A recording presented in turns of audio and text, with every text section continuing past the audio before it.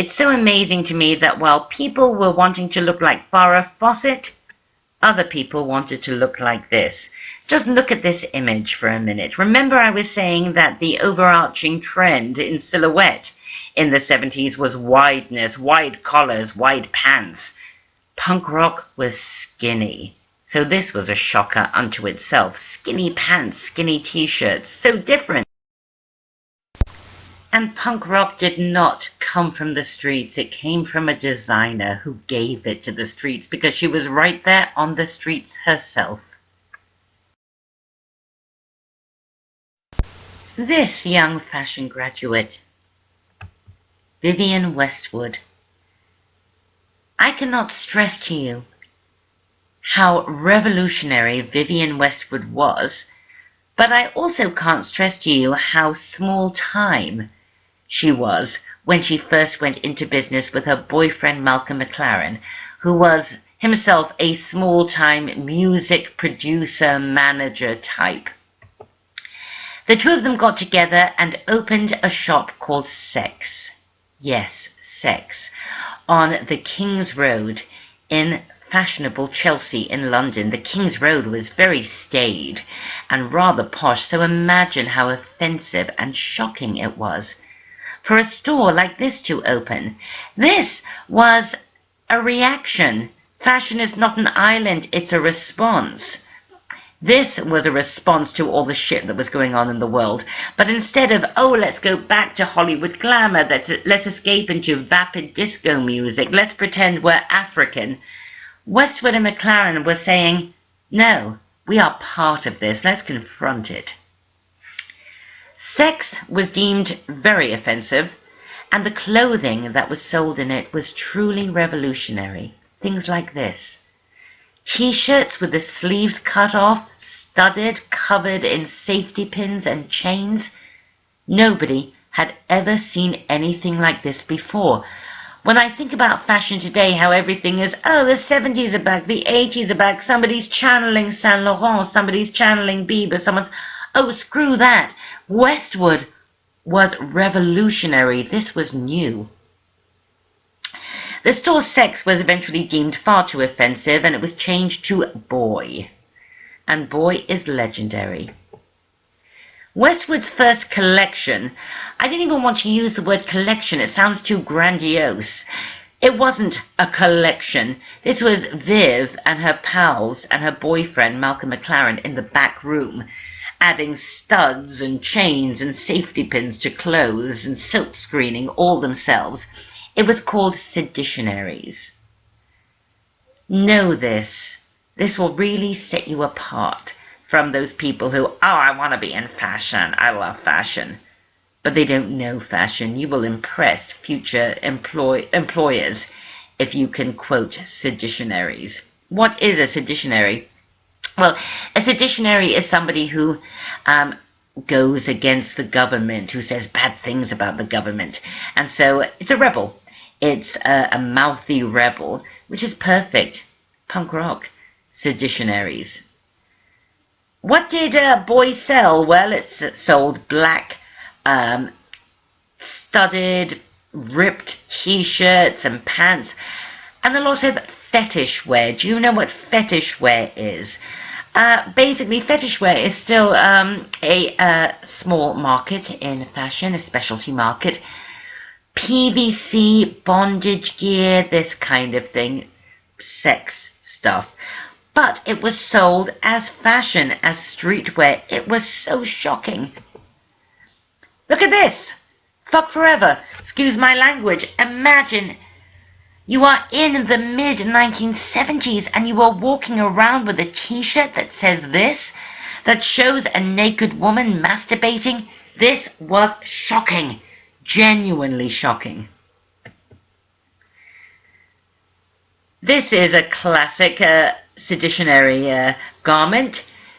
Tartan, red tartan, was huge in the early punk movement in seditionaries. Vivienne Westwood's ideas. Why? Well, tartan is a traditional British establishment textile, isn't it? Think of Prince Charles wearing a kilt. Seditionaries was all about going against the establishment. Punk rock was anarchy. The Sex Pistols, one of Malcolm McLaren's bands, his first band really, they were all about anarchy. They had a big hit single called Anarchy in the UK, and take a look at this. It's a tartan jacket establishment, and on the back, destroy with the crucifix upside down. Oh my God, so shocking. Also these pants, look at the straps, that's weird, that had never been seen before, and like a bum flap made of rubber with destroy written on it. Also a lot of straitjacket kind of stuff. Oh my goodness, I cannot stress to you how exciting this was. I was, 11 or 12 when punk broke. And I was shocked. It was all over the newspapers. What the hell are these kids in London doing? Safety pins. They were a big feature of punk fashion. People would put them through their nose or they'd put them through their lips. It was about offending and shocking people. And of course, you had to top off your punk outfit with a badge, usually of a punk band like the Sex Pistols. And look at this. This is very offensive to the British establishment. The Queen, God Save the Queen, Sex Pistols, but look, it's like a ransom letter typography, ransom letter font, with her eyes covered. Oh my God, this was so offensive. It's ironic that Vivienne Westwood would then go on many years later to receive the OBE from the Queen that she had offended so much. The OBE is an award. It's like the Chevalier d'Honneur in France. It's the highest honor you can give a woman in England. It's the equivalent to a knighthood. I find that very funny. But it should always be remembered that punk fashion was part of British punk rock, the two completely intertwined, and that it was a collaborative effort between Vivienne Westwood and her boyfriend Malcolm McLaren. And there he is and there she is, both wearing highly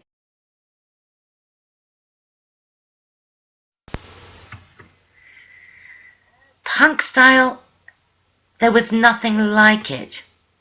And it really happened. Take a look at these images of real punk rockers on the streets of London in the 70s. The mohawk hairdos, the electrically dyed hair. People were shocked, people were offended, people were appalled. But my God, it was exciting. And look at this image here. Everything Westwood, everything punk is here. The jacket and the pants with straps, the Doc Marten boots, the silk-screened offensive t-shirt, and the mohawk hair. Again, irony. This image is cribbed from the Vivienne Westwood retrospective at the Victoria and Albert Museum. Excuse me, you can't get more establishment than that. Punk rock and Vivienne Westwood have become part of British history, British cultural history, the British establishment. I think it's kind of wonderful. Very quickly though, other high fashion designers grabbed on to the idea of punk. This is Zandra Rhodes in her runway ready-to-wear collection, absolutely stealing all of Vivienne Westwood's ideas, but spinning them in a high fashion way.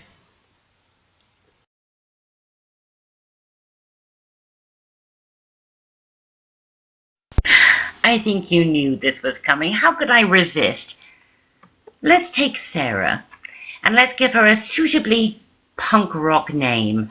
How about Sarah Vomit? That sounds like a perfectly British 70s punk name to me. Sarah Vomit. How do you get that look?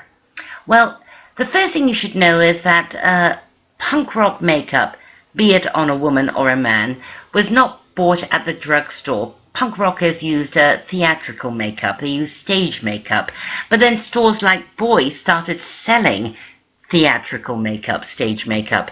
And you start with very long, spiky eyebrows that you would draw on with stage makeup with a pencil. And then a lot of dark red, strange lines everywhere, and a lot of eye makeup, a lot of eyeliner. That's not enough. We need more.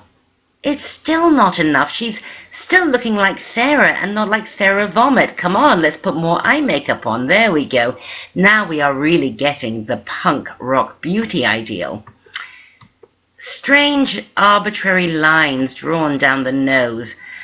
Color, strange color. Bright shapes, all very spiky though. Drawn everywhere. Red lips. Let's give her a safety pin through her lip and through her nose. And a spiked dog collar. Bunch of earrings. And dyed punk hair. And suddenly, Sarah is Sarah Vomit. And looks an awfully lot like this woman.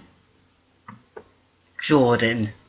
This is Jordan, and she is our punk rock style icon. Who was Jordan? Jordan was just a teenage girl from Brighton on the coast of England who would travel up by train for 2 hours every day to London just to hang out at Boy, basically. She was Vivienne Westwood's muse. She was her muse. Imagine being a muse. What a wonderful job. She really had the look. There she is in that Venus t-shirt we saw earlier. And here she is again. Everyone knew who Jordan was. Even people who weren't punk rockers knew who Jordan was. And there she is again with all of those strange lines painted on her face. And look at that sweater she's wearing. Punk rock was all about holes. It was all about rips. And this kind of very loose knitwear full of holes. Jordan, God love her, a professional punk rock muse. I wouldn't mind having that job. You know what? Fashion, it's still grazing itself on Westwood's cutting edge. And here are some recent runway looks, obviously drawing entirely from Vivienne Westwood 40 plus years ago. Wow.